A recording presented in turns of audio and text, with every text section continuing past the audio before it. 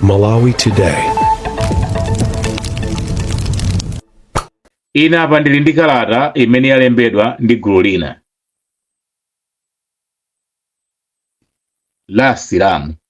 Uthengawu walembedwa ndi Msilamu wachimwenye kati ngwa mtundu wanji, koma nkhani yayikulu ikuchokera poti pa 13 June 2026 kunali mkumano wa akuluakulu achipembedzo cha Chisilamu mu mzinda wa Durban komanso madera ozungulira. Akuluakulu anali kumeneku akuti ndi ochokera ku bungwe la United Ulama Council of South Africa, United Ulama Council of South Africa, UUCSA. United Ulama Council of South Africa ndi bungwe la akuluakulu anamandwa ophunzira kwambiri achipembedzo cha Chisilamu amdziko la South Africa. Posatenga kuti amachokera dera lanji ku South Africa koma ndiye kuti amenewa kuchokera ma province onse 9 ngati sitikuphonyetsa amakhala kuti amakumana pamodzi. Atakumana pamodzi, msonkhano wawo udali tsiku limene lili la dzulo, Saturday. Malo amene amachitira msonkhano amenewu ndi Masjid Hilali ku Overport. Nthawi tsiku inali 13 June. Nthawi inali after mapemphero a Isha, madzulo amenewo between 7:15 to 7 o'clock. After there ndi pamene padali meeting imeneyi. The meeting imeneyi pali zoti tiziyang'ane msangamsanga zimene zinali meeting imeneyi, koma ndikuonda kuti ndiwerenge kalatayo mchingerezi, then ngati kungakhale mpata woti titanthauze mchichewa titero ndithu andi mchokakamizika chifukwa programu njachichewa ndithu. Tati ntiyambeni. As received to the Muslim businessmen of KZN. Kalata ikupita kwa Asilamu ama business mu province ya KwaZulu-Natal. This is not a message of anger. Uthenga huu sindikuupereka kuti ubweretse mkwiyo. It is a message of conscience. Koma ndi uthenga umene ubweretse kuti aliyense akhudzike nawo. Today, many of our Malawian brothers find themselves sitting in community halls and parks. Lero lino pamene tikulankhula apa, azibale athu amene mali ngati ma brothers athu achimalawi akupezeka atakhala m'maholo komanso m'magraundi kunjaku, uncertain about their future. Sakudziwa kuti chitawachitikire ndi chani zokhudza ndi tsogolo lawo. Worried about their families. Akudandaula zokhudza mabanja awo and wondered what happened to the people they worked for and trusted. Ndipo atsala ndi mafunso opanda mayankho. Chachitika nchiyani abale kwa anthu amene akhati kuagwirira ntchito ndi kuakhulupirira. Many of these men did not work for us for few weeks. Ambiri mwa anthu amene awunjikana m'mabwalowa, awunjikana m'machalichi, paholopa pamphepowa, sudatigwirira ife ntchitoyi kwa masabata ochepa or month kapena timiyezi chabe. Ayi, they worked for years. Atigwirira ntchito zaka zilimika. They opened our shops before sunrise. Akhala kutsekula mashopu athu dzuwa lisanatuluke. They closed them late at night. Ndi kumatseka mashopu kutagwa mdima. They carried stocks. Akhala kunyamula zikatundu kutsetsa matraki kulowetsa mashopu, kuchotsa mushopu kakweza magalimoto amakasitomala. Cleaned the floors. Akhala kusesa. Drove vehicles. Akhala kuyendetsa magalimoto athu, matraki athu. Guarded premises. Akhala kudikirira malo athu. And helped build business that fed our families. Ndipo akhala akuthandiza kukulitsa ma business amene akhala kudyetsera mabanja athu and grew our wealthy. Ndipo ndi amene akulitsa chuma chathu. They gave us their youth. They gave us their youth, their strength and their loyalty. Anatipatsa chinyamata chawo. Ambiri wanabwera ali anyamata imvizi atulukirapo mpano. Their strength, mphamvu zawo zathirapo mpano. Their loyalty, kudzipereka kwawo. kukhulupirika kwawo, umunthu wawo wathera pa ife. Amwenyetu alemba kalata iyi. Now ask yourself, lelo dzifunseni nokha, if one of these men was your brother, dzifunseni ngati anthu awo adali azichimwene anu. Your father, adali abambo anu. Your son, mwana wanu. Would you be satisfied? Akanakhala kuti adali bambo anu, mchimwene wanu, kapena mwana wanu wodziberekera. Would you be satisfied? Mukadakhala okhutitsidwa with how he has been treated ndi mmene akupangidwira muja? Akanakhala kuti ndi bambo anu, akanakhala kuti ndi mwana wanu, akanakhala kuti ndi mchimwene wanu, after zonse zimene anakupangirani anthu amene wawa, pamapeto pake mukadakonda kapena mukadachimva bwanji akupasula treatment imene akupasula pamene pacha? For years, kwa zaka zochuluka, we enjoyed the fruits, takhala tikusangalala ndi zipatso of their labor, kuchokera muthukuta lawo. We benefited from their sacrifice, tapindula kuchokera mukudzipereka kwawo, munsembe zawo. Many lived in modest condition, ambiri mwa iwo amakhala moyo ongoti basi bola ndili moyo ngati chiweto. Accept low wages, akhala akulandira ndalama zochepa makita zoti nzonyenyeka, koma amalandirabe choncho. Worked long hours, akhala kugwira nthawi zopanda chipangano. Udziweruka pano akati Saturday kumakhala half day, koma half day mpaka na 4:30. Udziweruka 5 koloko, daily 5 koloko akamachoka, 5 koloko ndimene akumpatsa ndime ina ya ntchito. And remained loyal because they believed they had a future. Koma ndithu adali okhulupirikabe, oona mtima pakagwidwa kawo ka ntchito ndi chikhulupiriro choti ndithu tsogolo ndili nalo, tsiku lina kudzawala. Today, lero, because of the pressures, chifukwa cha nthumazi, mapokoso akuchitika kunjawa, and the challenges, komanso zinthu zosakhala bwino facing our country, zimene zikuchitikira ku dziko lathu lino, many employers, anthu olemba ntchito ambiri, are understandably akumvetsetsa concerned about protecting their businesses, akuona kufunikira kwambiri koteteza ma businesses awo. But in our effort to protect our business, pamene tikuyesetsa kufuna kuteteza ma businesses athu, have we forgotten our humanity? Tayiwala umunthu wathu? When these brothers became a difficulty, pamenetu azichimwene amene wawa anabwera kukhala vuto. Vuto pano kuone kuti ife ndiye vuto loto. Ife yobwera afe ndiye vuto lo. A risk, pamene takhala ife yokhala chiopsezo, or an inconvenience, pamene tabwera kukhala kuti ife tingathe kubweretsa kwa iwowo zawo zingathe kusokonekera chifukwa cha ife. What did many of us do? Ife yotatani kwa iwowo? We loaded them into vehicles, tanyamula iwowo ndi zikatundu zawo ndi mabigili awo, dropped them off at community hall, ndi kwatenga ndikawunjika pa holo pacha, pa ground pacha, and parks pamene pacha, pa holo ndi pa ground pacha, gave them a small amount of money, kutenga 2,000 rand, 1,000 rand kuwapatsa, and walked away. Tinakwera mgalimoto wanyamuka nkumapita, ena olokutsika kuti akuthandize kutsitsa chikwama sana tsike. Nzimayi amagwirira ntchito kungomukwezesa zinthu mmene muja, kufika paholo paja tsitsa zinthu zako, kutenga 2,000 kumpatsira pa window, kapena mwina anampatsira ku nyumba konko, kufika paja akumusiya tsitsa zinthu ku buti, iwo gear tathana, and walked away. Men who stood by us, anthu amene anali mbali yathu for years kwa zaka, were suddenly left to depend on the kindness of strangers. Adasiyidwa pa mphepo, pa maholo, pa ground, kudikira kuti kenako ayambe kudikira thandizo kuchokera kwa anthu amene osako adziwa.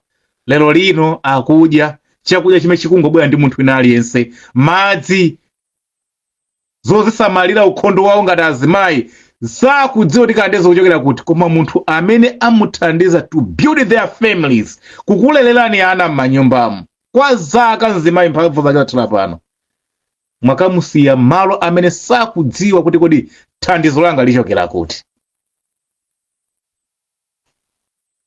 The painful reality, chilungamo chimene chili chopweteka kwambiri, is that ndi chakuti some of these brothers, ena mwazi chimwene amenewa, ena mwa abale amenewawa, were useful, anali ofunikira kwambiri when we needed them, nthawi imene tidawafuna.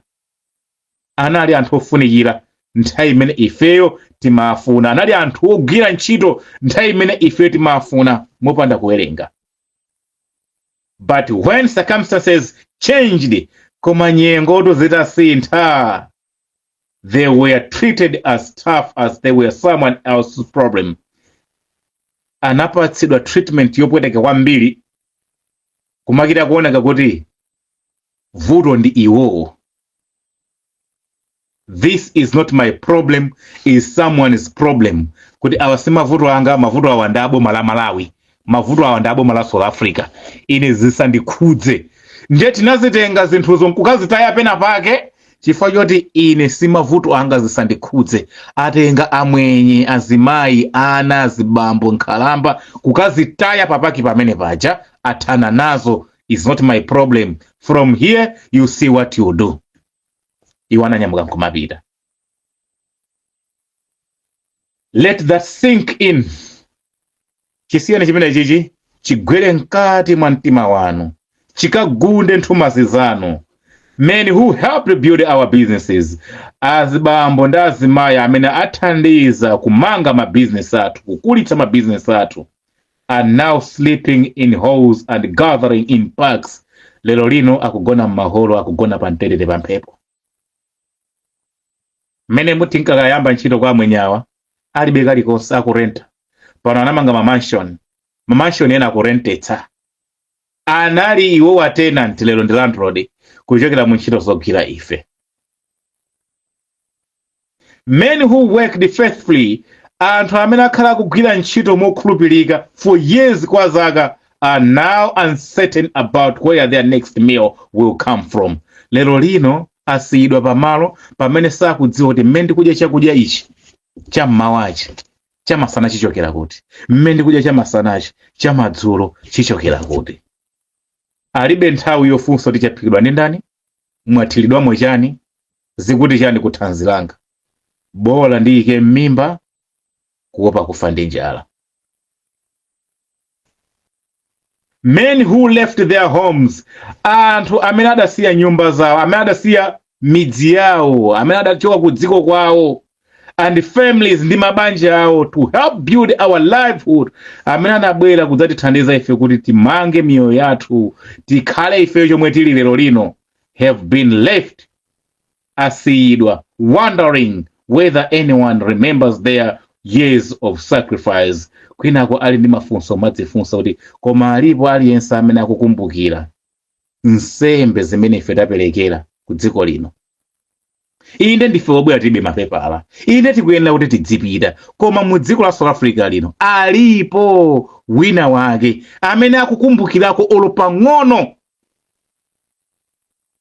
chimene ifeyo tinakwanitsa kuthandizira ku dziko linolo, kwa anthu amene wawa, kwa amwenyewa, kwa azunguwa, kwazo. Alipo wina wake amene akukwanitsa kukumbukira kuti anthu awa adathandizako china chake. Moti ife we are useless ngati ziweto, we are useless ngati tizilombo towuluka, to be treated in that way. As Muslims, we should be asking ourselves, tikuyenera kumadzifunsa ngati Asilamu mafunso amene wawa. This difficult question, mafunso ovuta ngati amene. Did we pay them fairly? Inu ya Asilamu amwenye akufunsa munthuyu, did we pay them fairly? Tinene kuti malipiro amene amaoneka kuti ndi woyenerera. Did we honor their dignity? Tinene kuti ifeyo timalemekeza umunthu wawo. Did we fulfill their rights? Timakwaniritsa ifeyo maufulu wawo. Did we treated them as human beings? Tinena kuti timapatsa treatment, timakhazika makhalidwe oti nawonso ndi anthu. And brothers in faith, kapena kuti ndi azibale athu pa chipembedzo, or merely as laborers, kapena kungoti basi ndi za ntchito. The messenger of Allah, mthenga wa Mulungu, taught us justice, adatiphunzitsa chilungamo, compassion and responsibility, kukhala ndi udindo panzathu. Islam is not only what happened in the masjid. Chisilamu sichili chokhacho chimene timachiona anthu ali m'mizikiti nkumaswali. Ayi, Islam is how we treat those who are under our care. Chisilamu chimaonekera pa munthu pa nthawi imene akupereka mkhalidwe, mmene akukhalira ndi anthu amene ali pansi pa udindo wake. Those who are under our care and those who labor benefits us. Ndi iwo amene thukuta lawo limatipindulira. Ndi nthawi imene Chisilamu chimenera tichioneke. Mmakhala bwanji ndi kapolo wanu? Mmakhala bwanji ndi wantchito wanu? Mmasunga bwanji ziweto zanu? Chisilamu chanu chingadziwike, chingaoneke pa nthawi imene inu mukupereka chilungamo kwa munthu amene ali onyozeka, munthu amene inuyo amapindulira moyo wanu wa tsiku ndi tsiku, koma kwinako ali wam'munsi kwa inu. Nthawi imene ndimene Chisilamu chimadziwika, osati nthawi imene anthu avala mikanjo yoyera kwambiri kapena kunyamuka mwapita ku haji ku Saudi Arabia. Ayi.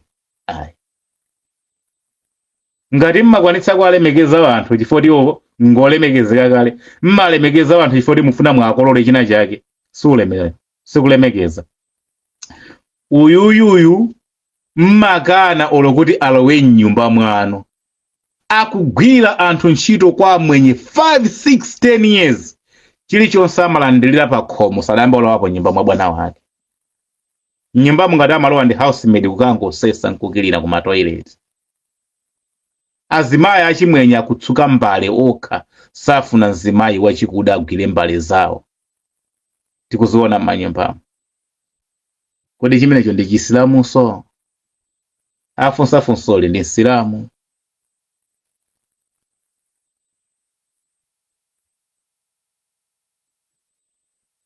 One day we will stand before Allah. Tsiku lina tulidzaima pamaso pa Mulungu. On that day, mu tsiku limenelo, our businesses, ma business athu, properties, chuma chathu, vehicles, magalimoto athu, and bank balances, ndi chuma chimene chili m'mabanki, will not speak for us. Sizatilankhulira ife. Our workers will.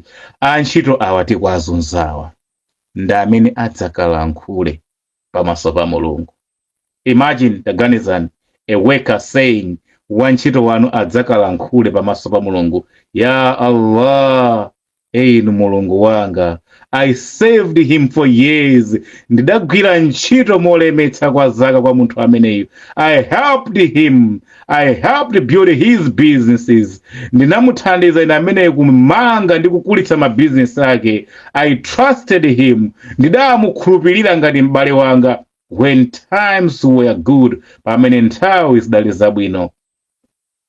He benefited from my labor. Adapindula chokera kuthukuta langa. But when times became difficult, koma pamene nthawi zidatembenuka kukhala zowawasa, he left me in a hole. Adakandisiyene pa holo kundidzika zizidwa, and walked away, ndipo adasowa. Sindinazindikireso. Zinachita kuonetsa mmene adandisiyira pa Sherwood Park. Adandisiya ndi uthenga oti kunyumba kwanga usadzabwereso. Adandisiya ndi uthenga oti usadzandiyimbireso foni. Adandisiya ndi uthenga oti I don't know you, you don't know me. Tatana. What answer will we have?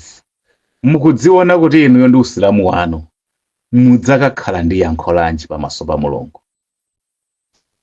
This is not about politics, izitu situlankhula chifukwa cha ndale. This is not about nationality, situlankhula chifukwa cha mayiko ochokera. This is about justice, izitu tikulankhula chifukwa chongoti tiye tiyang'aneni chilungamo. Humanity, umuntu, and accountability, komanso accountability before Allah, kuzindikira kuti kalikonse kamene tikuchita tsiku lina pamaso pa Mulungu tidzakhala accountable. Mulungu adzakafuna kuti adzakawerengere, tidzakayankhe zimenezi. If we have wronged these brothers, ngati tikudziwa kuti tidawalakwira anthu awa, tawalakwira anthu awa, let us make it right. Tatiye tikonzeni. Anthu adakali kupakiko, anthu adakali kuholo kwa kuvutikabe tionena pano. Amene apita ndi amene atsala, ambiri ndi amene atsala, ambiri ndi amene akupitira kuona zokhoma. Kukuchira azimayi ku ground uko popanda kuthandizidwa akuti adzipita. Kulolera azimayi kuchitira pachigulu anthu 7 million amene aunjikana pamene paja. Azimayi azimimba nkumachira pamene paja. Osapatsidwa thandizo la chipatala. Asiyena bavutika.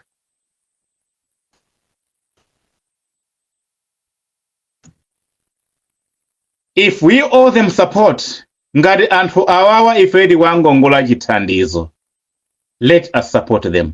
Tatenta athandizeni. If we owe them dignity, ngati tikusowekera kuti anthu awawa tikanapanga dignify, tadapatsa chisamaliro, let us restore it. Ngati tikusowekera umunthu umene tikuwangongola iwowa, tatiye tubwezeretseni umunthu umenewo. The measure of a man is not how he treats people when they are useful to him. Muyeso mudziwira munthu sitingaupeze mmene iyeyo amakhalira ndi anthu pa nthawi imene akufuna thandizo kwa anthu. The measure of a man is how he treats them when they are no longer of benefit to him. Imadziwika pa nthawi imene anthu kapena munthu akuoneka kuti alibenso kufunikira kwa iyeyo. Mmaona bwanji treatment imene amakupatsani musanambe kugwira ntchito. Ndi mmayiona bwanji treatment imene mwenye amakupatsani pa nthawi yodafuna kulipirani. Wathana nanu. Angathe kulankhula amene angalankhulire. You are useless. Diaper, pampers, pad, mateka away. Amalankhula amene angathere. Amapanga akudziwa kuti wathana nanu sakufunani. They give you that money pena machita yokuponyera. Zili ndiwe kutola, zili ndiwe kusatola. Zili ndiwe kutenga mapita, mawa osakabwera, zili ndiwe mawa makabweraso. I don't care, I can easily replace you. I can easily replace you. I don't care. Amalawi alipo ambirimbiri amene akufuna ntchito. After they've been using you, after they have used you, akugwiritsa ntchito zakasezi, akutumatuma tsiku lonseli, amadimaliza ndi mawu ngati amenewo. May Allah guide us to justice. Mulungu atitsogolere ife ku chilungamo. Soften our hearts kuti ifewetsa mitima yathu. Forgive our shortcomings ndi kuti khululukira zofoka zathu, and allow us to fulfill ndipo atilole ife Mulungu kuti tikwaniritse the rights maufulu of every person who worked under our care. Munthu wina aliyense amene wakhala akugwira ntchito kwa ife mchisamaliro chathu. Akulu iyi ndi kalata imene ayilemba asilamu ena okhudzika kudzudzula na okhaokha ku South Africa kuno. Asilamu ama business aku Durban mukaku KwaZulu Natal muno. Wokhaokha kudzudzulana, kuzindikira kupweteka zimene amalawi awapanga ndi mapeto ake kuti zonse zichitipangira zija. This is the end of it. Dziko lapansi zimene zomwina ndi pang'ono, ndiloleni ndiwerenge kalata iyi. Viyeni ikhala yayitali, koma let me read this letter. Kalata iyi ndikayiwerenga ndimene muone kuti zimene amwenyewa amatichita is not coincidence. Addressing heightening tension due to the matter of irregular migration. Afuna kufotokozera malingana ndi zomwe zikuchitika kunjaku, makamaka zokhudzana ndi anthu obwera and stuff and that. Pali pamene papalemba kalata yawo imene ndi mfundo 11. Akwaku mfundo 11 zimene mukati muzimvetsetse mungathe kudziwa kuti South Africa yatha. Ndipo pamene South Africa ikutha, we are on the wrong side and ifeyo tilibe portion. Koma ndisanayiwale mudziwe kuti programu imeneyi ikukupezani ndi thandizo lochokera ku Infinite Skills and Education Center amene amapereka aja maphunziro a Chingerezi m'magawo akulemba, kuwerenga, kulankhula komanso kumva English. Kumenekotu akusula ndithu ndipo zikutheka. Ino choti mukukhale nacho kuti muyambe kuphunzira ndi kukhala ndi foni imene mungatukwanitsa mandira mauthenga. Chachiwiri chake mukhale kuti ndi munthu amene mmakwanitsa pang'ono kuwerenga kachichewa kachizunguchi. Musakhaliretu munthu oti simudziwiratu kulemba ndi kuwerenga. Ayi, mukhale kuti pang'ono pokha mkalasi mudalo wako ka standard 2 standard 3 mukhoza kwanitsa kugira cholemba nkulemba, mukhoza kwanitsa kuwerenga chinthu ngakhale cholembedwa mchichewa. Pamenepo ndipo yambira. Koma ngati mukudziwa kuti a e i o u simmamudziwa lwatalemba apa a simungamutchule, musadzivute. Sali mu gulu lofuna kubera anthu, koma ndiye kuti inuyo kukuphunzitsani kwake kukhoza kukhala kovuta. At least mukhale kuti ku school mudapitako standard 2 standard 3 standard 4 standard 5 mukhoza kwanitsa kugira cholemba ndi kulemba dzina lanu ndi la bambo chaka chimene mudabadwa mudzi umene mmachokera, zimene mukhoza kwanitsa kulemba mchichewa, palibe vuto. Kayambeti school ku Infinite Skills and Education Center akakusulani pamufika polankhula chizungu, zitheka zimenezo. 098 3490 namba imene ndibwerezenso kuopa kuuzana zabodza apa abale ine zima ndivuta pena mudzikhululuka ndithu. Tiye ntibwerezeni namba layo akuti 098439786 098439786. ngati muli kunja kwa dziko la Malawi +265 984 39 0786 +265 +265 984 390 786. Kumenekotu zikutheka ndipo maumboni tili nawo, zikuoneka ndithu kuti ambiri amene akayamba maphunziro meneko m'masiku 90 amene akumatchulawo zikuthekadi munthu kukhala katswiri pa chilankhulo cha Chingerezi. Ayimbireni mathenifolo akuti maka kwalembera mameseji kapena kupanga voice note kuti akuthandizeni osayimba, komanso musayimbe direct call ngakhale muli ku Malawi. Ifa nambala iyi ikuoneka kuti ili pa WhatsApp pokha. Tate ndipitizeni kalata imene tiwerengeni. Pali ma conditions pamenepo. In light of the current heightening tension, kuchokera muzomwe zikuchitika kunjaku zopsezo madudula janjani affecting various communities zimene zikukhudza madera ambiri across South Africa, mdziko la South Africa lino, around the issue of illegal migrants, kukhudzana ndi nkhani ya anthu amene akhala mdziko muno omwe alibe mapepala. Masjid, malo opempherera mizikiti, are asked to exercise vigilant, akupemphedwa kuti akhale tcheru ndi zimene zikuchitika. Responsibility, kukhala adindo oyang'anitsitsa zimene zikuchitika, and wisdom in safeguarding both, komanso kukhala ndi luntha lakuteteza zonse their congregations, kusonkhana kwawo majamati awo amenewo, and the borders and broader public interest, komanso kuyang'ana malingana ndi zochitika za madera kupangira kuti ambiri akukhudzika. Pali madera ambiri amene akukhudzika, so the public interest ndikoya kuti anthunso amene ngakhale sali asilamu from your communities, ma interest awo muonetsetse kuti zimene zonso zikusamalika. The masjid must remain a place of worship. Mizikiti yayenera kupitirira kukhala malo opembedzera. Peace, mtendere, unity, umodzi, and lawful conduct, komanso kuchita machitachita ofanana ndi kutsatira malamulo. Saving all, polandira onse who enter its doors, amene amalowa m'makomo a mizikiti, okutanthauza kuti kulandira aliyense amene amabwera kudzapemphera. Dignity and respect, mowalemekeza irrespective of nationality, mosayang'ana dziko limene akuchokera, race, mtundu or ethnics, kapena zikhalidwe ndi zinthu zina. All office bearers anthu onse amene ndi ankhala maofesi, employees, antchito, caretakers, ngakhalenso oyang'anira anthu ndi anthu anzawo, security personnel, azachitetezo, teachers, aziphunzitsi, and other staff members, komanso antchito ena onse engaged by the masjid amene amapezeka pa mzikiti should possess their necessary legal documents. Akuyenera kuti iwo akhale ndi zipepala zovomerezeka, documentation authorizing zowavomereza their residence, kupezeka kwawo, and employment, komanso kugwira ntchito kwawo within South Africa, mu South Africa mo. Appropriate records, komanso record yodziwika bwino, should be maintained and periodically reviewed. Appropriate record should be maintained. Marekodi awo odziwika bwino azisungidwa and periodically reviewed, komanso nthawi ndi nthawi adziyang'ana. Sezinachita expire.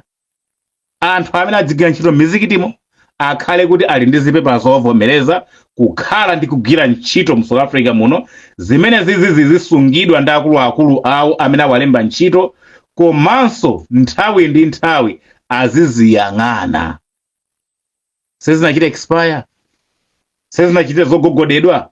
Trustees, akuluakulu a m'mizikitimo, and management ndi anthu amene amayendetsa ntchito za m'mizikitimo, management committees ndi makomiti are encouraged, akulimbikitsidwa to conduct due diligence when appropriate personnel, assuring compliances within all applicable labor, immigration and regularities requires. Ndoti ma trustees, mabwana anu a m'mizikitimo auzidwa zoti aonetsetse kuti akutsatira malamulo akuleba, aku immigration, komanso malamulo ena onse amene ali ofunika pa nkhani ya kulemba ndi kugwira ntchito. Under no circumstance, popanda vuto lina lililonse kuti lingakhale excuse kapena cholepheretsa, should masjid be perceived as a shelter, kuti mzikiti ungathe kutengedwa ngati malo osungirapo anthu for individuals, kwa anthu evading the law amene akuoneka kuti ali mbali yolakwika ya lamulo, or a situation facilitating the harboring of undocumented persons, kapena kuapanga malo anzikiti kukhala pa malo pokakhala kapena kuusirapo anthu amene akuoneka kuti alibe mapepala amene ali mdziko muno. Point number 4 imene ipa fundo 11 ikusonyeza kuti last time ngati kunali xenophobia and anthu munkathawira m'mizikiti nkumakabisalamo.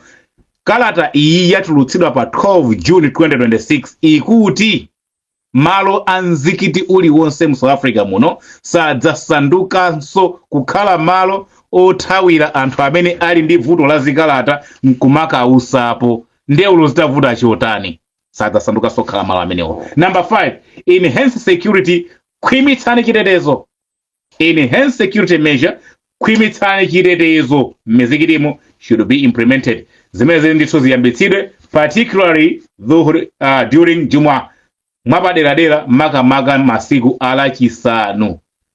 Daily solar times, komanso mapemphero a tsiku ndi tsiku, Islamic programs, komanso ma programs a Islamu amene amachitikira pa mzikiti, and other gatherings, ndi misonkhano ine imene imachitikira pa mzikiti where large numbers of congregation are present, imene imapangitsa kuti anthu ochuluka apezeke pa mzikitipo.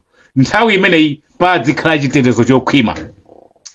Meaning to say, kuyambira lero lachisanu ndi nthawi zonse zopemphera, fajiri, dhuhuri, asr, maghrib, isha, nthawi zimenezi pa mzikiti padzikhala chitetezo chokhwima, kufuna kuonetsetsa kuti nonse mwapemphera ndipo mukangomaliza kupemphera aliyense adzipita, pasapezeke munthu kuti ali pa mzikiti pomwe angozungulazungula chimene akuchita sichikudziwika. Kumzikiti kuja sikothawiranso chikalatachi atulutsa amwenye azini yake mizikiti, akuti akufuna kusamala iwowo za iwowo, sasamala za munthu. Sangasunge munthu pa mzikiti. Simungapite pa mzikiti nkunena kwandidera ndipeze malo. Simunganena kuti akundimenya nkuthawiranso ku mzikiti. Ngo chikalata atulutsa a Secretary General a United Ulama Council of South Africa. Si of KZN, si Cape Town, si Johannesburg kapena Gauteng, koma ndi a General Secretary General wa South Africa yonse muchipembedzo cha Islam. Kwa mwenyeko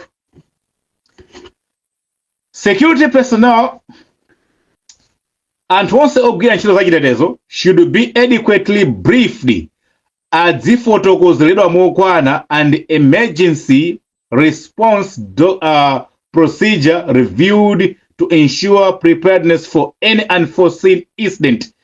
Anthu aza chitetezo amene wawa adzikhala kuti akupatsidwa information yokwanira nthawi zonse komanso padzikhala njira yoyang'anira malo amene wawa ma premises awa to ensure preparedness pofuna kuonetsetsa kuti ndi okonzeka for any unforeseen incident muchichonse chimene chingachitike modzidzimutsa.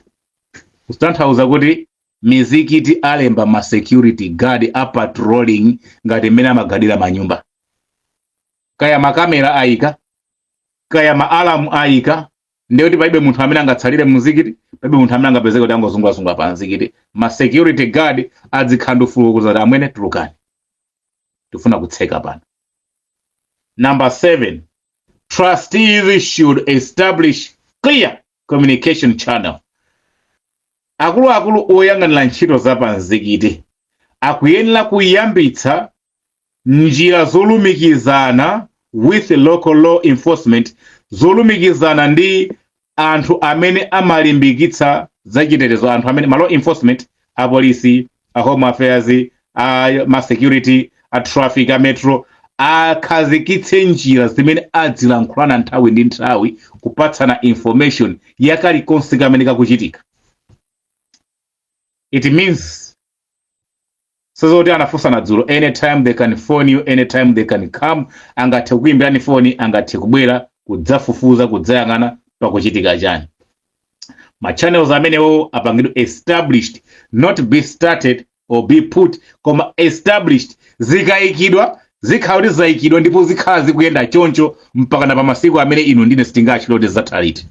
Let's go for community policing forums. Komanso kuderako ngati kuli a community policing forum kapena kuti ayinkata akudera kwanuko akhala involved mu nkhani yoyang'anira zokhudzana ndi pa mzikiti.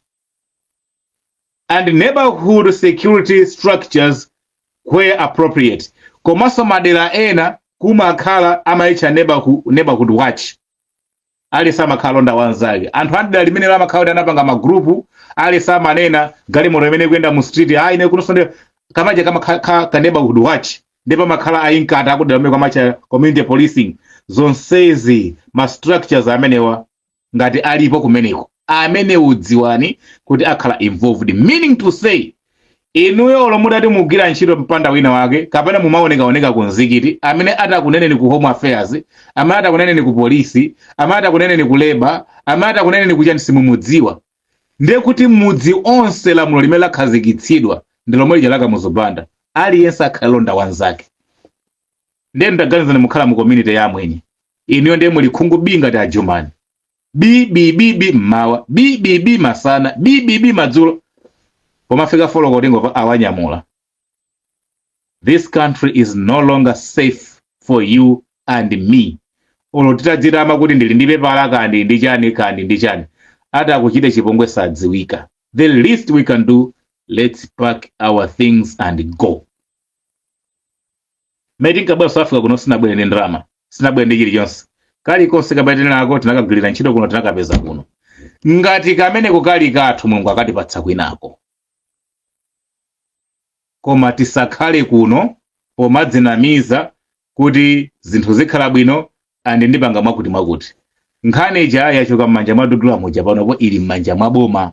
Ndipo boma silikupanga zinthu za thovu, likupanga zinthu pokhazikitsa malamulo, ndi kupereka malamulo kwa aliyense kuti awagwiritse ntchito, ndipo amene sawagwiritsa ntchito akumana ndi chikwapu cha minga. Tati ndipelene pa number 8, congregants should be encouraged to remain calm anthu amene amasonkhana pa mizikitipa akamati congregants sakunena including you and me with a dark skin, a foreigner, akunena na okhaokha congregants, anthu amene timasonkhana pa mzikiti pano amwenyefe should be encouraged to remain calm.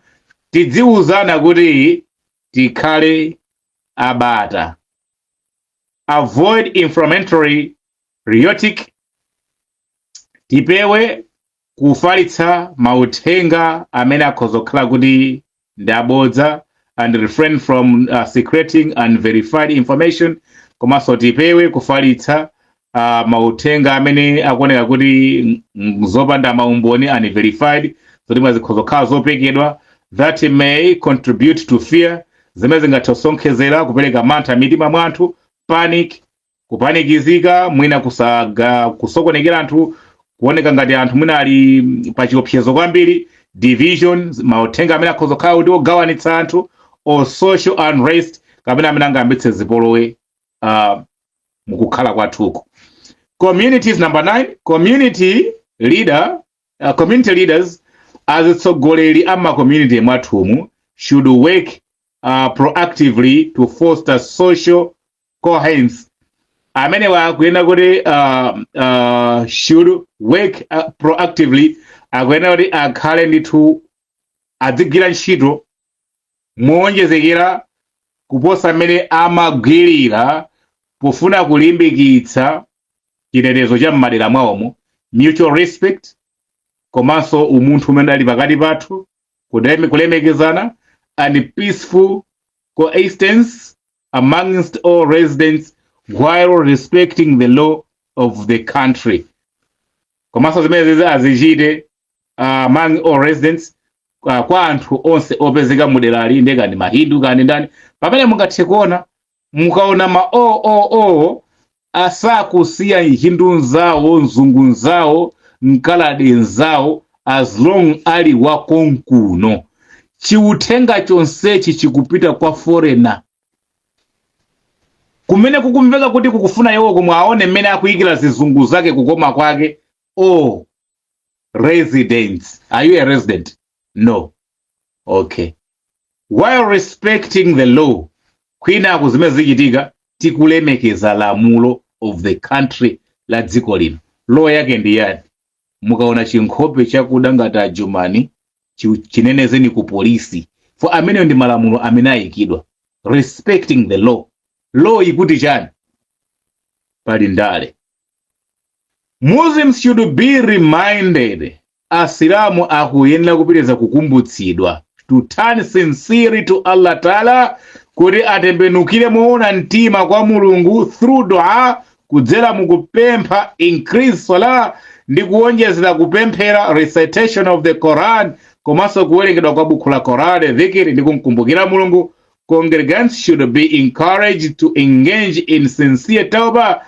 Anthunso amene akusonkhana m'mizikiti kupemphera akufunika kuti tiwalimbikitse zakukhala kwambiri ndi khumbo ndi mtima olimbikira kulapa kwa Mulungu, repentance, kulapa, to avoid wrongdoing, kutalikirana ndi kupitiriza kumapanga zinthu zonyasa and unjust, komanso zosowa chilungamo zoponderezana, and to strengthen their relationship with Allah, komanso kuti tiwalimbikitse anthu zakulimbikitsana ubale wawo iwowo ndi Mulungu through righteous deeds, pogwira zintchito zabwino. Number 11, masjid should also encourage, mizikiti ikuyeneranso kulimbikitsa the giving of sadaka, kupereka chaulere to vulnerable individuals, kwa anthu amene akhudzidwa, and families ndi mabanja affected by fear, amene akhudzidwa ndi mantha, displacement, komanso thamangitsidwa malo awo okhala, violence, zipolowe, or in economic hardship, kamene akhudzidwa ndi nkhani ya zovuta pa nkhani ya zachuma. In conclusion, may Allah Ta'ala protect our communities, Mulungu ateteze madera athu amene tikukhalamo, preserve peace, asunge bata imene lipo kale, and stability, komanso mtendere ndi kukhala kumene in our country, mdziko lathu lino, and guide us to act with wisdom, komanso atitsogolere ife kuti kakosamati kuchita tikachite ndi luntha, justice, chilungamo, compassion, kukoma mtima and the like, and lawful conduct, in all affairs komanso machitachita athu achichonse tikuchita akhale kuti tikuchita motsata malamulo.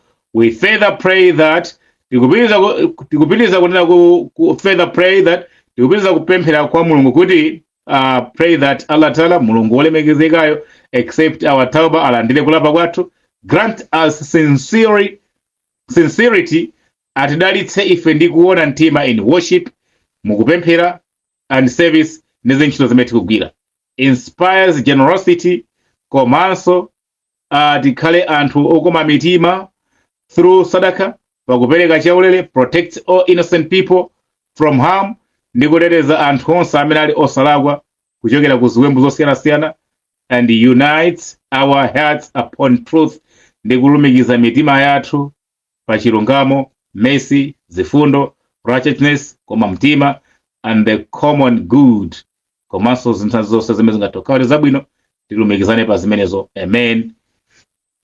Pemphero latha. Released by, chikalata chalembedwa ndi Yusufu Patelo Maulana, Secretary General wa Ulama Council wa Ulama United of Ulama Council of KwaZulu-Natal. Akuluakulu nkhani mukayimva pali zina zimene sizinalembedwe ndi zina zimene tawerengazi. Mu South Africa muno, in conclusion, ifeyo tayuzidwa ngati mapampazi, ifeyo tayuzidwa ngati tissue, tayuzidwa ngati mbale ndi makapu ndi masupuni amateka away. Chimene amafuna munthu kuchita nacho chinthucho wamaliza, kwachoncho chaponyedwa mbini. Mbini chotsatira chake ndi kubwera chigalimoto cha site, chigalimoto cha masipala kudzanyamula biniyo kuzipititsa kudzala kwenikweni konunkha. Ngati mbini mumanunkha mpang'ono, kudzala kumene zonse zichakumapita nkonunkha kwambiri kuposa pa bini paja.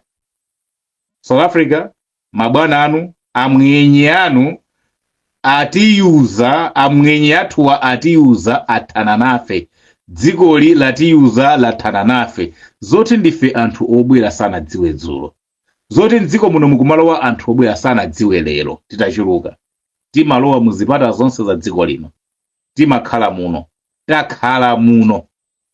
Lero ngati pakufika pochitika izi, chimene iwowa amachifuna kwa ife chatha.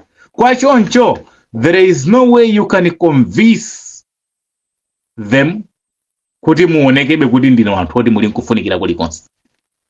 And do not waste your last energy, musaunonge mphamvu zanu zotsiriza by convincing someone, poma ganiza kuti wina wake iniyo mungathe kumulankhula ndi kukumvani, kumuchonderera iniyo kuchondera kwanu kumveka, kuti ichichi chingathe kutembenuzidwa ndi kusiyidwa, anthu ndi kusintha maganizo, ndi kukulolani kuti dzikhalani iniyo ndi kudzakhalanso ndi moyo kapena makhali akukhala kwa mtendere mu dziko lino ngo iwalani. Ngakhale boma litakulolani mudziwe kuti mmadera amene mukhala muzunzika. Anthu panopo ali ndi mwano kale, anthu panopo ali ndi mikwiyo kale, anthu panopo ali ndi ziwembu kale, akudikirira masiku amene adauza chaka kuti pa 30 June kati pachani oloboma lidzane kuti iyayi osapanga zimenezo, koma ambiri tidzalandira zipongwe zosadziko tikodi zikuchokera kuti. Chifukwa pamene paja pa 30 June ipo ambiri akonzeka zakudzalemera pakulanda katundu wa anthu obwera, kuti akulandeni zinthu zimene muli nazo, iniyo ngati kuli bwerera kwanu mubwerere manja zimene zitsale ndi iwo. Chifukwa akudziwa ndi kuchoka kwanu mdziko lino muchoka ndipo dziko litsala bwinja, zimene akudziwa. Koma mukamapita musatenge zimenezi, apeze poyambira. Tatiyeni tisachedwetsane ndi kulimbitsana mitima kuti pali china chilichonse chimene chingachitike mwalero kwa ife, chimene chingakhale chabwino, chimene tingalankhule kukamwa kwathu kudzera mukuchonderera, chimene chingasinthe zomwe zikuchitika ku South Africa kuno. Amene amayenera kuti lankhulira ife ndi anthu amene tagwirira ntchito zaka zimene taononga kuno. Anthu amene amayenera kuti lankhulira ife ndi boma la South Africa limene lili pa ubwenzi ndi ubale ndi dziko la Malawi zakanika. ngati dziko la South Africa silinaone ubwino ndi kukhala ndi manyazi mu ubale ndi ntchito imene Amalawi adayamba kugwirira ntchito dziko lino kuchokera mu nthawi ya Tsamunda kudzafika nthawi ya Kamuzubanda kudzafika mpaka lero, ngati zimenezo boma la South Africa silinazione, musaganize kuti misonzi yanu, magazi anu, chuma ndi katundu wanu, ulemu wanu ndi umunthu wanu lero lino mungaugwiritse ntchito pofuna kusintha maganizo amene ma South Africans ayika kale kuti achite pa inu lero. Ngati mudakali ndi mkuwo, ngati mudakali ndi mphamvu, ngati mudakali ndi umunthu, mudakali ndi mphamvu, mudakali ndi kuthekera, zitengene zimenezo, bwera nazo ndi kumudzi. Mukazitenge, mukazisungitse ku banki ya Mulungu, kuti ngati zingakwanitse kubweretsa chiwongola dzanja choti chikhoza kusintha miyoyo yanu, chiwongola dzanja chimenecho Mulungu akakupatseni ku Malawi pa kulimbikira ngati mmene malimbikirira kwa amwenye mu dziko lino. Innama ashku bathi wa huzni Allah. Awa akakhale mawu anu otsiriza. Musayiwale kuti stampa imene tabweretsa programu iyi lero lino yachokera ku Infinite Skills and Education Center, amene watu ndajati kuti ndi akatswiri akadaulo pa nkhani yakuphunzitsa Chingerezi kudzera pa online. Ndisanapite ndikukuwuzani ka phone number yawo ndi zomwe amachita. Nambala yawo choyamba ndi 09843907786, 09843907786, amene wakuphunzitsa Chingerezi kulemba, kuwerenga, kumva ndi kulankhula. Musavutike, sizikufuna kuti munyamule makopo mupite ku sukulu kwawo. Ngati muli ndi phone ya WhatsApp, sukulu iyambira pamene popo. Ndipo musadandaule, muli ku Cape Town, muli ku Johannesburg, muli ku Durban, muli ku Mpumalanga, muli ku Limpopo, muli ku Malawi, kandi ku Mzuzu kumene koko, kandi ku Zomba Mangochi, kuti iyayi muli ku Kenya, ku Zambia, ku Mozambique, kuli konse kumene muli pa dziko lapansi pano, mukhoza kukwanitsa kumaphunzira ku Infinite Skills and Education Center kudzera pa foni. Mmene mauthenga awawa a Oxford Jimana kupezerani ndi mmene so maphunziro ena onse through the same channel ine mudzakhala mukuphunzira. Koma chofunikira takhala nkoni mpang'ono poyambira ngati skulu, mukhale kuti mudalowa kwa mkalasi akuti muli mukhoza kwanitsa kugira cholembera, nkulemba dzina lanu, dzina la bambo, makhala kuti muli zaka zingati zimene zinchichewa, mukhoza kwanitsa kulemba, muli napo poyambira. Chiwiya chogwiritsa ntchito foni zinazo akuti amakuwuzani mukathana kumene kuzokambirana. School fees yawo temu ndi ya miyezi 3, ali ndi matemu 4 pa chaka, 3 months. Ubwino wake pofuna kuonetsa kuti munthu waphunzira mwasangasanga in 90 days akukwanitsa kulemba, kuwerenga, kulankhula ndi kumva Chingerezi. Sukulu yawo ilibe public holiday, sukulu yawo ilibe weekend, sukulu yawo satsekera. Imeneyi ndi 365 days a year, matemu ndi 4 miyezi 3. Pa temu iliyonse mukhoza kwanitsa kulipira ndalama ya temu yonse, ndalama ya mwezi umodzi, ngakhalenso iyayi kumalipira sabata iliyonse mpaka mutakwanitsa kulipira ndalama ya temu yonse. Koma mitengo ku inbox kwawo ndimene akakuthandizeni mukalankhula ndi maadimini a sukulu imeneyo. Infinite Skills and Education Center, sukulu yokhayo imene panopo ikuoneka kuti ndi imene kuchita bwino pa nkhani yakuphunzitsa chilankhulo cha Chingerezi kudzera mukulemba, kuwerenga, kulankhula komanso kumva. Okondomvera, izi ndimene tinabweretsa mu Devotion Sunday ya lero, kudzimvera chisoni kuti atikhuthula paliponse, athana nafe, amwenye abanyanya aja. Lero ndi mmene tiwadziwe kuti zoona after 15 years kukugwirirani ntchito, lero kungonditenga ine ndi China bag ya ine, ukwa bag yanga kukanditsitsa pa holo. Tathana muchikalata chimene chichi akuti mawu agwirizana zoti antchito awo musimo muli nkhani imene sinayiwerenge, akuti awalipire anthu ndalama ya June ndi July ndi transport 4,000 rand. Imagine munthu amene wagwira ntchito 15 years 20 years, lelo paoneka vuto akuti atenge ndalama ya June ndi July awapase antchito, ndi awapase ndalama 4,000 ya tikiti yoti anyamukira adzipita ku Malawi. Ndi ndalama zingati malipiro amwenye a miyezi 2 ndi ndalama zingati, plus 4,000 rands ndi ndalama zingati, pamene poti kumene kumwasiyana ntchito yatha dzipitani. they have paid you, akulipirani. Akuti m'mizikitimo alembemo ntchito azula. Zimene zimafunikazo mwaphunzitsa azulawo adzigwira ntchito m'mizikitimo, kaya akhala mmwenya akhale South Africa, kaya akhala mkaladi kaya akhala mzungu, koma pamenepo pakhale munthu wakonkuno. Chifukwa chikalatachi pali zambiri zimene tazipeza. Chisilamu pachokha ndi industry, chimalemba ntchito anthu ochuluka. M'mizikiti muli anthu ogwira ntchito awiri kapena atatu kapena anayi mzikiti uliwonse. Anthu amene mukaonetsa onse ndi obwera. 1. Ndiye muyang'ane ndera mwanu mauti muli mizikiti ingati mupeza chiwerengero cha anthu antchito. 2.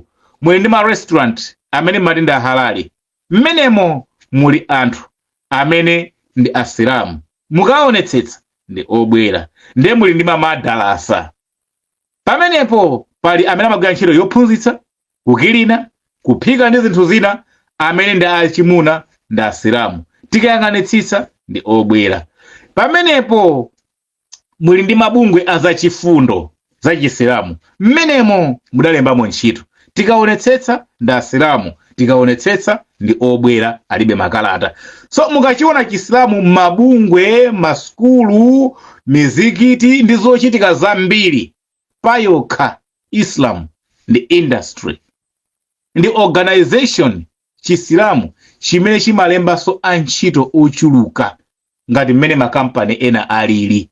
Koma vuto lilipo ndi anthu inu ndilonena kuti kuchuluka kwa anthu amene onsewo ali m'mizikiti, kusanha, kuchachani, mabungwe okha mahalali trust alipo over 5, kumeneko kuli anthu chonchi obwera. Ndiye kuli mamadrasa madaru lumu, ndiye kuli mizikiti, ndiye kuli mamadrasa apa mizikiti pompo, ndiye kuli ma organization anji, ndiye kuli majamati kana, ndiye kuli konseku kuli antchito, kuma antchito ake ndi obwera, andobwera kalibe mapepala. Zilango 50 to 100,000 rands ngati mutapeza yoti mukulemba ntchito anthu obwera amene alibe zikalata zokwanira, kapena kutseka organization yo, kapena kutseka madalasa awo. So it's up to you kupitiriza kulemba ntchito anthu obwera, kapena siyana nazo nizolemba ntchito anthu obwera amene alibe makalata, yambani kulemba ntchito ma South Africans. Nde pano tisadzinamize, chifukwa ngati tili mapepala amene tikudziwa tinachita ogogoda, ndipo ndiye usayelekeze dala kutulutsa ukumana ndi zinthu zokhoma. Ndipo musanamizire ndinaso dai ndikugogoda mapepala ukhala sizikutheka. Akuti in conclusion, ngati mukufuna kubwera South Africa kuno kuti mudzagwire ntchito kandi pa mzikiti pompo kandi kutiko mupange apply ntchito pa kampanipo kudzera ku embassy ya South Africa. Muli ku South Africa konko, umalayi konko, akakuyankhani ndiye mudzibwera kuno muli mchikalata choti ndopita ku South Africa kugwira ntchito, ndinapanga apply, anandiyankha, ndipo ndinatenga visa kandi payment kuchokera ku embassy ya dziko la kwanu nkumabwera kuno. Chonchija ngati mene ana amabwerera kuno ndi study permit. Study permit ya ku South Africa kuno anthu akamabwera kuphunzira skulu, mama kama madrasa ambiri madaru lumu amapanga apply visa kumalayi konkuja, ikatuluka ndi amanyamuka kumene kuja ndi dzina kuti apita ku South Africa kukaphunzira pa madrasa akuti, amabwera straight pamenepo. Zimenezo zo process imeneyo mudzikirani yo kumalayi konkuja ndi akupatseni visa, ndi mudzibwera kuno ndi mudzagwira ntchito yosoka pa kampani yakuti. Tatiye tibwereni mwina zimene zikhozotheka. Mukapanga apply ntchito ku kampani imene magwira ndiyo ngati yosoka, kumene magwira ngati petrol attendant, kumene magwira ngati ku restaurant, kumene magwira ngati garden boy, kumene magwira ngati housemaid, mukapanga apply ku embassy ku Malawi ndakakuvomereni. Sure. Tidakamba pano nkhani kuti nkhwere kumpanga kalibu sima, nkumuzo kuti akasambe ku mtsinje, ndi njira imodzi yomuzo kuti sima sodiya nawo. Ngati akuti ntchito zonse zimene timagwira kuno sakutiletsa, koma tibwerereka yemma kwathu, ndi ntchitozo tikapange apply tili kwathuko, tikamakabwera kuno tikabwere kuti mpassport mwathu muli visa, muli permit, it's a study permit, it's a work permit, it's a residence permit, ni chani permit. Permit imene ikakhale kuti munayipanga apply kupangira kwanu kudzera ku embassy ya South Africa, akayivomera akakwikeni mpassport, kanyamukeni mudzikabwera. Tikabweranga tatiye ntivomereni, musaononge kate ntambala katsalako, kasiyeni mangani pasalu kakakhale koyambira kumudzi. Simple as that. Mwamwayi nthawi tikupita ndiyo tikumudza anthu angokolola kumene kati kakonzekera za ulimi umene nkudzawo tikangofikira kugula mafertilizer ndi mbewu kuyang'anang'ana munda nkumadikira nthawi yolima. Tisapusitsike kuti ndipita kumudzi ndidzika jowa song'ona kumakabwera kuno apapa chikhalidwe chatha chaipa chifukwa chonena kuti olo midzi imene mudzafikireyo kukhala kudzakhala kovuta chifukwa panapo ngati amakufunsani upita liti hamba nini mafunso amene aja mukapita nkubwera adzakhala oti wabweranso kodi sunamve koyamba kaja.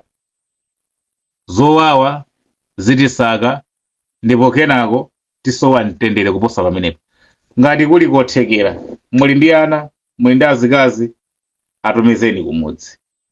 Ngati kwatsa 2-3 days imene mukuona kuti mukhozo thamanga aini yakenso nyamukani tinyamukeni tidzipita. Mwini khomo akati sindikufuna pano sungachita naye mpikisano suntha akupweteka.